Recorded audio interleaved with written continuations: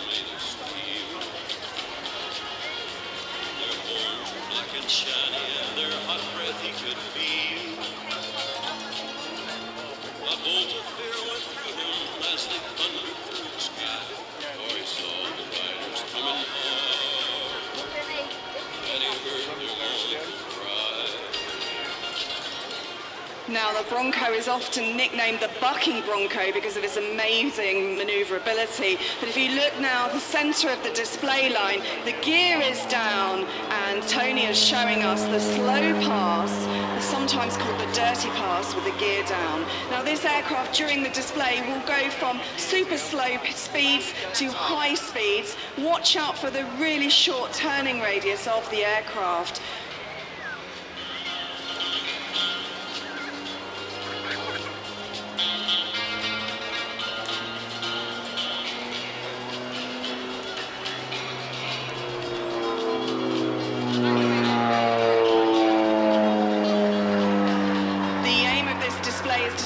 The aircraft's short takeoff and landing, its stall capability, its excellent maneuverability, the short turn radius, and the impressive roll rate.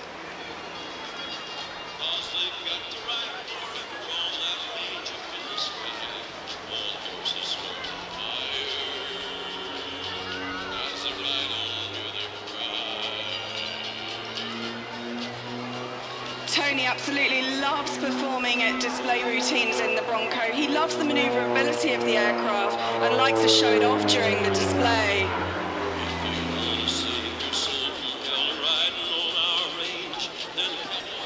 You just heard the beach patrollers, if you're on the beach, just with the loudspeakers asking you to stay out of the water. So if you're perhaps listening to this on the prom, please beckon your youngsters off the out of the water and back onto the beach, please. If they're straying onto the water, that's a safety issue for us. So please help the beach patrollers follow their instructions and stay out of the water whilst the aircraft are flying.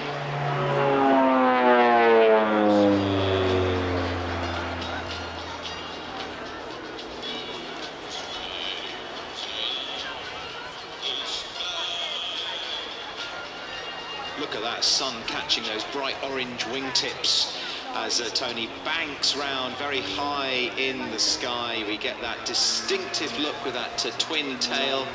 Bit of smoke coming out, coming down much lower now for a great photo.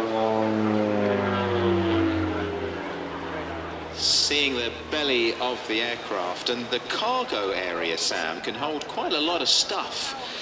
2,400 pounds of cargo, 6 paratroopers or 2 stretchers with a medic.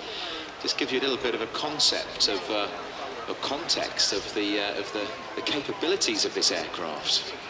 So it's an American turboprop light attack and observation aircraft developed in the 1960s, especially for counterinsurgency combat. And one of its primary missions was as a forward advanced control aircraft. It was in fact designed by 2 US Marines who built the concept in their garage. The aircraft would have flown the first ever flight on July 1965, and it served in 3 US branches from 65 until 95, the Air Force, the Navy, and the Marines.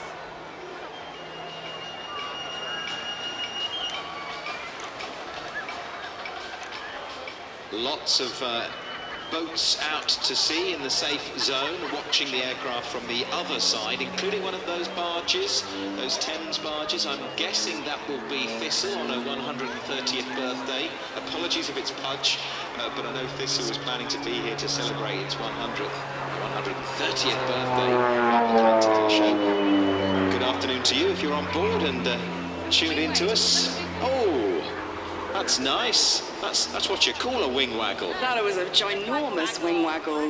Now, Tony's really showing off the capabilities of the aircraft there. So when they were actually used in a kind of combat situation, the Bronco would be used for armor protection. It has bullet-resistant windshields, self-sealing fuel cells. It's ideal for operating in a hostile environment. The Bronco can loiter for up to 3 hours at speeds of 350 miles per hour. And it would have been seen in countries such as Germany, Thailand, Venezuela and in Indonesia. As we said earlier, the Vietnam War used them, as well as in the Philippines.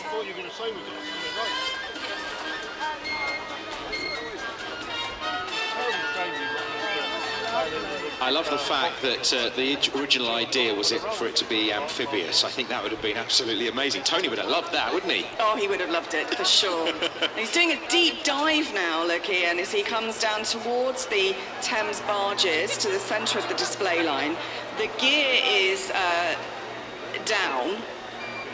Now, that gear was designed to allow the Bronco to land on roads. It can also operate from an aircraft carrier. And Tony's flown the Bronco over from his base at Wilvenhelm, at Kortrijk in Belgium, just on the area of the Flanders fields. Takes him about 30 minutes to fly to Clacton.